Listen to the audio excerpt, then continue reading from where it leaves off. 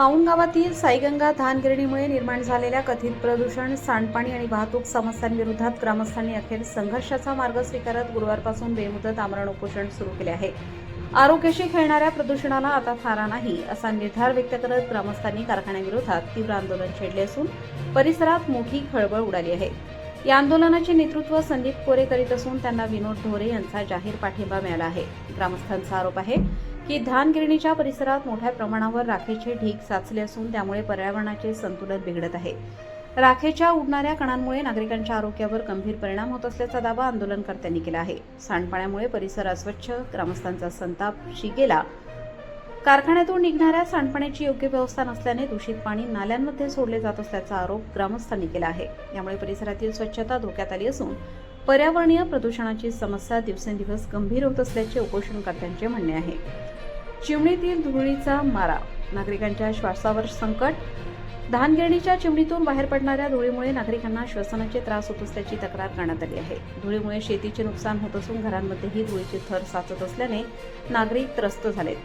प्रदूषणाचा हा खेळ किती दिवस सहन करायचा असा सवाल ग्रामस्थांनी उपस्थित केला आहे। वाहनांच्या गर्दीने गाव त्रस्त, पार्किंग व्यवस्थेचा पूर्ण बोजवारा। कारखान्यात येणाऱ्या मोठ्या मालवाहू वाहनांमुळे गावातील रस्त्यांवर सतत वाहतूक कोंडी होत असल्याचा आरोप आहे। वाहनांसाठी स्वतंत्र पार्किंग व्यवस्था नसल्याने नागरिकांना ये-जा करताना मोठ्या अडचणींचा सामना करावा लागत असल्याचे आंदोलनकर्त्यांनी सांगितले।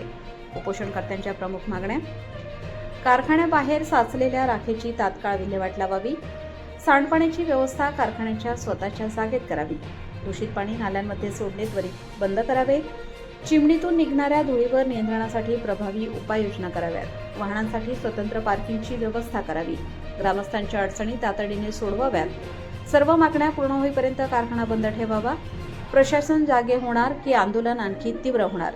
उपोषणकर्त्यांनी स्पष्ट इशारा दिला आहे की नागरिकांच्या आरोग्याशी व पर्यावरणाशी संबंधित प्रश्नांवर कोणतीही तडजोड केली जाणार नाही।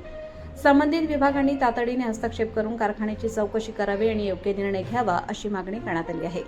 दरम्यान पाऊण गावात सुरू झालेल्या या आमरण उपोषणाची चर्चा संपूर्ण परिसरात रंगली असून प्रशासन आणि कारखाना व्यवस्थापनाची पुढील भूमिका काय असेल याकडे सर्वांचे लक्ष लागले आहे। ग्रामस्थांनी मात्र मागण्या मान्य झाल्याशिवाय माघार नाही असा निर्धार व्यक्त केला आहे। पाऊण गाव पेटले, प्रदूषण विरोधात ग्रामस्थांचा निर्णायक लढा। साईगंगा धानगिरणी अडचणी, आकाश नंदागवळी, भंडारा गोंदिया जिल्हा प्रमुख।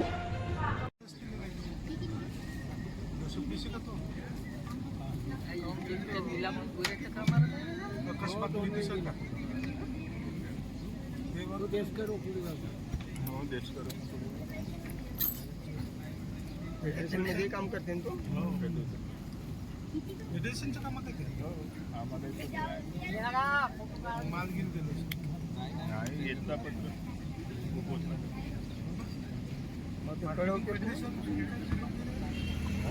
चालू आहे परमिशन लागत असेल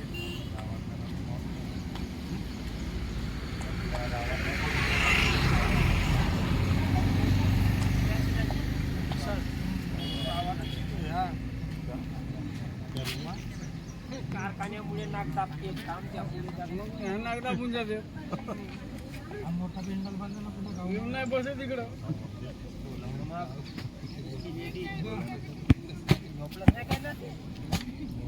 आज दिनांक 11 तारखेला पाऊणगाव येथे पाऊण गावातील सर्व गावकरी आणि पाऊणगावचे प्रथम नागरिक सन्माननीय संदीपभाऊ कोरे यांच्या नेतृत्वामध्ये आमरण उपोषणाला आज आम्ही सर्व बसलेलो आहोत। कारण असं आहे की साई गंगा राईस मिल जो आहे त्या राईस मिलमुळे गावकऱ्यांना एवढा मोठ्या प्रमाणात त्रास होतो की वारंवार महाराष्ट्र सरकारला कळवून सुद्धा कोणत्याही विभागाचे लोक त्या गावाविषयी किंवा त्या गावामध्ये असलेल्या समस्येविषयी त्या समस्यांचं निराकरण करण्याचा प्रयत्न केलेला नाही। साईगंगा राईस मिलच्या माध्यमातून प्रदूषण मोठ्या प्रमाणात त्या गावामध्ये वाढत आहे। लोक जे बागायती शेती करतात ते बागायती शेती सुद्धा सुव्यवस्थित होत नाही। कारखानदार मालकाकडून जो त्या राईस मिलचा सांडपाणी आहे तो सार्वजनिक म्हणजे सरकारी नाल्याला सोडला जाते, तो प्रदूषित पाणी असते। शेतकऱ्यांचे गुरढोरे जेव्हा पाणी पिण्याचा प्रयत्न करतात ते मृत्युमुखी पडतात। आणि अनेक अशा समस्या आहेत की त्या कारखान्यामध्ये काम करणारे जे लोक आहेत, बिहारी आणि छत्तीसगडी लोक, त्या लोकांमुळे सुद्धा लाखांदूर तालुक्यात ग्रामीण जनतेला मोठ्या प्रमाणात त्रास होत आहे.